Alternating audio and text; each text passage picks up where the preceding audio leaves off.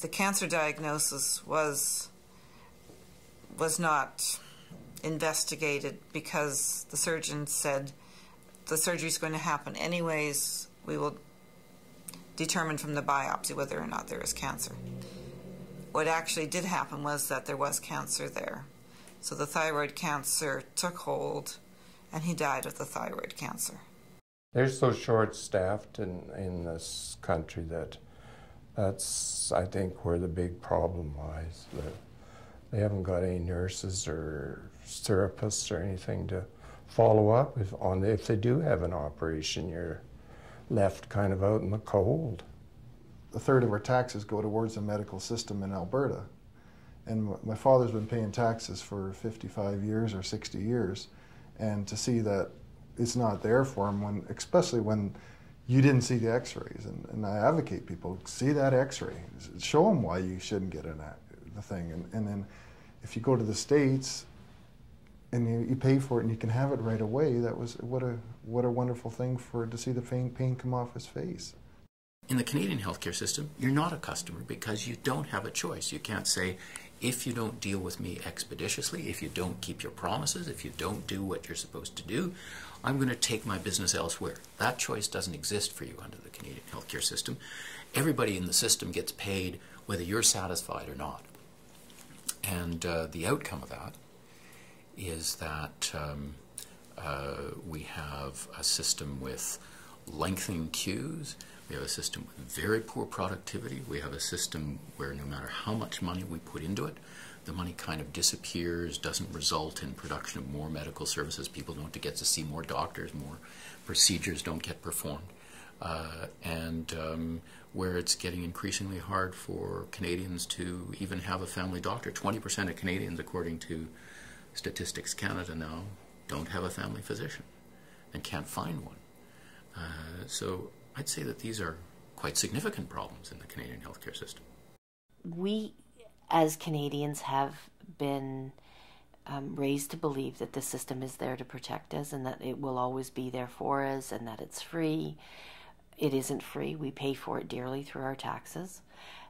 We have a right as Ontario citizens to get the proper care and timely access to health care. If the government is going to control the providers of our health care, then I feel that the government has an opportunity to provide it in a timely manner. And that, unfortunately, isn't happening. If I had an opportunity to talk to an American consumer about healthcare, I think the key word in that is consumer, because when you are the consumer, it is somewhat of a business, and you have the opportunity to demand a service and treatment. As a consumer of healthcare in Ontario, it is not like that. You don't have those rights. You basically have to just deal with what's given to you, and you have to go along with it.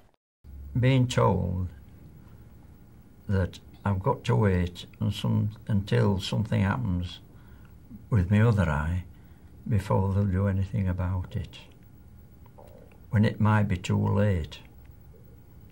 And if you wanted to imagine to yourself what it's like going blind. As a young person, I'm going to have healthcare problems in the future, well, most old people do, have one thing or another. If it's like this now for my grandparents, what's it going to be like for me when I'm their age?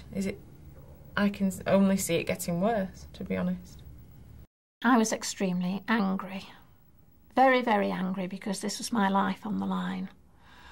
And this treatment could give me many more years of life. And without it, I think I'd got approximately about 8 months to live. So you are literally fighting for your life. And you do what anybody in the same situation would do. Not sit back and accept it. So I decided to fight. I was fighting for my life, and I was going to do whatever it took to let the public know that we had a National Health Service that Tony Blair, who was Prime Minister at the time, said is free at the point of entry for everyone. Well, it wasn't. Because if you needed a treatment that NICE decided wasn't cost effective, you were not going to get it, whether your life depended on it or not.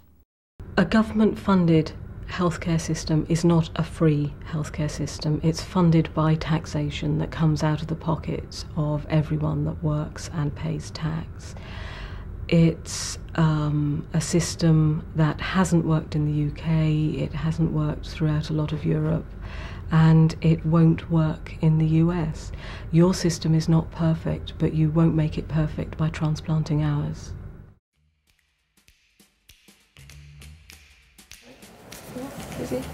Hello?